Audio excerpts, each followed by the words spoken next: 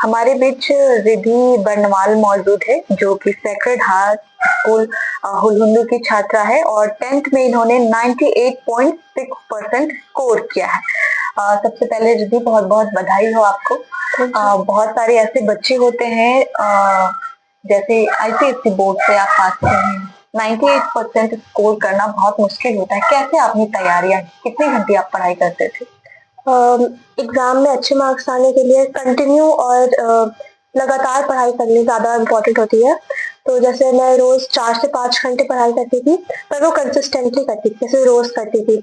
और स्कूल में भी टीचर्स के सारी बात को ध्यान से सुनना और घर में मम्मी पापा का सपोर्ट रहता था।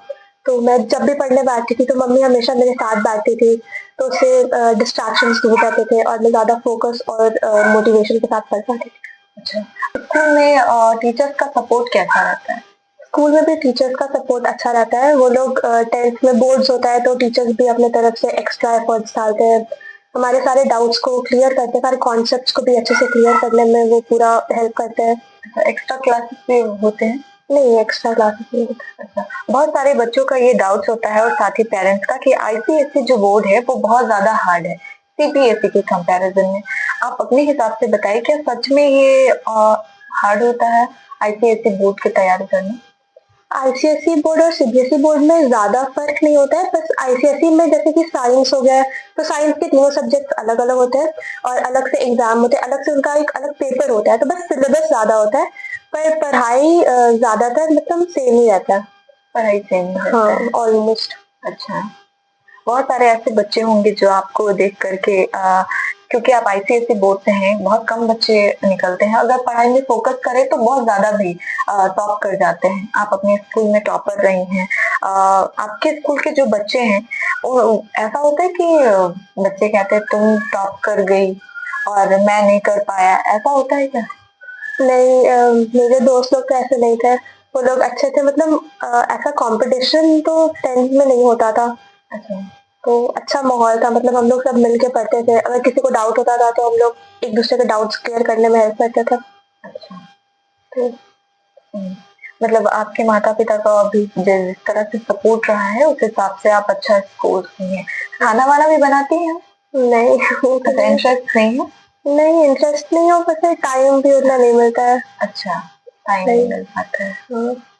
आगे क्या करना चाहती हैं? आगे मुझे पीसीएम लेना है और जेईई की तैयारी करनी है। अच्छा, अभी आप इसी स्कूल से कंटिन्यू करेंगी? नहीं, जेवीएम में एडमिशन हाँ। अच्छा, और बाकी बच्चों को क्या कहना चाहेंगे जो आपको देख करके चाहेंगे कि हम भी बहुत अच्छे स्कोर करें? क्योंकि 98% लाना बहुत मुश्किल होता है सभी के लिए, बहुत टाइम देना पड़ता है। कुछ बच्चे होते हैं कि 8 घंटे 12 घंटे पढ़ाई करने के बावजूद भी वो अच्छा परसेंटेज नहीं ला पाते। हाँ, तो उन बच्चों के लिए क्या कहेंगे आप? तो यही कहना चाहूंगी कि हार्ड वर्क से ज्यादा स्मार्ट स्टडी ज्यादा इम्पोर्टेंट होता है। तो आप कितने घंटे पढ़ाई करते हैं वो ज्यादा मैटर नहीं करता, पर आप किस लगन और किस डिटर्मिनेशन के साथ पढ़ाई कर रहे हैं वो ज्यादा इम्पोर्टेंट होता है।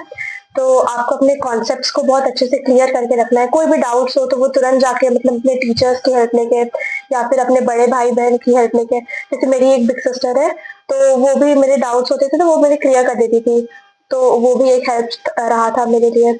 तो वैसे भी आप अपने डाउट्स को क्लियर कर सकते हैं और लगातार पढ़ते रहना है कंसिस्टेंट होके, तो अच्छे मार्क्स से वैसे आ सकते हैं।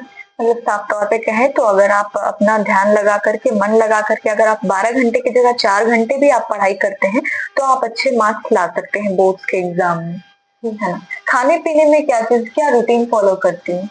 खाने पीने में मुझे ऐसे ग्रीन वेजिटेबल्स वगैरह खाना पसंद है। अच्छा, बहुत बच्चे ऐसे होते हैं ना कि याद करते हैं कुछ चीजें, जो जब स्टडी करते हैं तो जो क्वेश्चन होता है वो सब याद करते हैं तो भूल जाते हैं, ऐसा होता है बहुत बच्चों के साथ। आप क्या रूटीन? तो उसके लिए मम्मी ध्यान देती थी कि ड्राई फ्रूट्स वगैरह लगातार उनको ला के देती रहती थी, जैसे कि आमंड या फिर वॉलनट्स।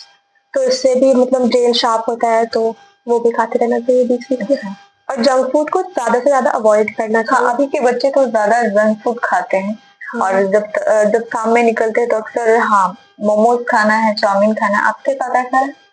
मेरे साथ तो मतलब कभी कभी जैसे कि हफ्ते में एक बार तो वैसे चलता है, कभी कभी ब्रेक ले सकते हैं, पर ऐसे रोज नहीं।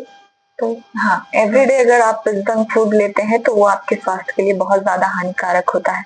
और आपको बोर्ड के एग्जाम में बहुत ज्यादा ध्यान देना है, तो आपको 4 घंटे जरूर पढ़ाई करनी चाहिए। ऐसा है या फिर अब 12 बजे रात तक हम पढ़ाई कर रहे हैं, 2 बजे रात तक पढ़ाई कर रहे हैं तो टॉप कर जाएंगे, ऐसा कुछ है क्या? नहीं, जैसे कि हर बच्चे की एक अलग मतलब अलग टाइम टेबल होता है सबका।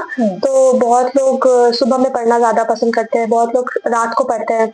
तो जिस टाइम पे भी कंफर्टेबल हो उस टाइम पे ही पढ़ना चाहिए, ताकि मतलब ज़्यादा अच्छे से हम लोग समझ पाएँ कॉन्सेप्ट, ज़्यादा इफेक्टिवली पढ़ सकें। अच्छा। और बाकी जो साइंस और मैथ्स ये बहुत ज्यादा टफ होता है बच्चों के लिए। साइंस और मैथ्स किस तरह से पढ़ाई करनी चाहिए जो वो लगे आसान बच्चों को? तो साइंस और मैथ्स तो मेरा फेवरेट सब्जेक्ट है। अच्छा। मतलब वो हमेशा से मेरा फेवरेट ही रहा है।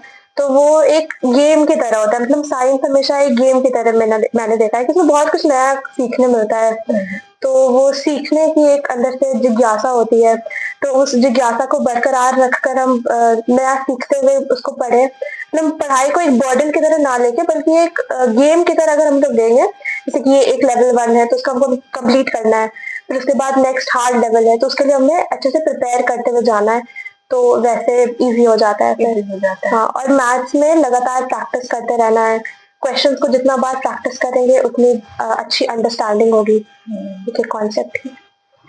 मेरे लिए तो मैथ्स बहुत ज्यादा हार्ड रहा है। बाद में जब मैं साइंस ऐसे पढ़ती थी तो बहुत आसान रहता था, लेकिन जैसा कि इन्होंने बताया कि अगर आप खेल की तरह पढ़ाई करेंगे तो वो ज्यादा आसान लगेगा। और चलिए हम इनके मम्मी पापा से बात करते हैं, उनका कैसा सपोर्ट रहा। देखिए मम्मी है और ये पापा है। 98% स्कोर किया है, बहुत ही पहले तो बहुत बहुत बधाई हो। कैसा सपोर्ट रहा? पेरेंट्स का बहुत ज्यादा सपोर्ट होना ज्यादा जरूरी है बच्चों के प्रति। आप लोग का कैसा सपोर्ट रहा? बस हम लोग ध्यान देते थे कि टाइम पर बच्चा उठ जाए, नाश्ता कर ले, टाइम पर पढ़ाई करने बैठ जाए।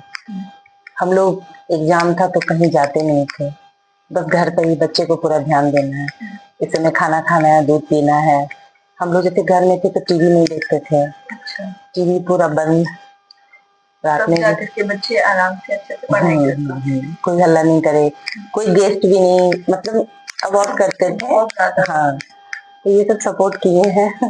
अब कभी कभी बोलती थी मम्मा थोड़ा हार्ड लग रहा है, तो उसको फिर समझाते थे कि आराम से पढ़ो, टाइम है, रिलैक्स होके पढ़ो। कभी कभी ऐसा होता था कि बैठना भी पड़ता था 1 बजे रात तक, चलो हम सपोर्ट कर रहे हैं, डरो नहीं, हम बैठ रहे हैं बेटा, पढ़ो आराम से। अंकल आप बताइए आपका कैसा सपोर्ट रहा? पिता का सपोर्ट बहुत ज्यादा मायने रखता है। ज्यादा मम्मी ने ही सपोर्ट करती है, हम तो अपने काम पे। जैसे स्कूल का सारा चीज संभालना, हाँ, बाहर ले जाना, बहुत सारे बात। हाँ, वो तो सारा हम करते थे। हाँ, इसको टाइम पे पहुंचाना, लाना।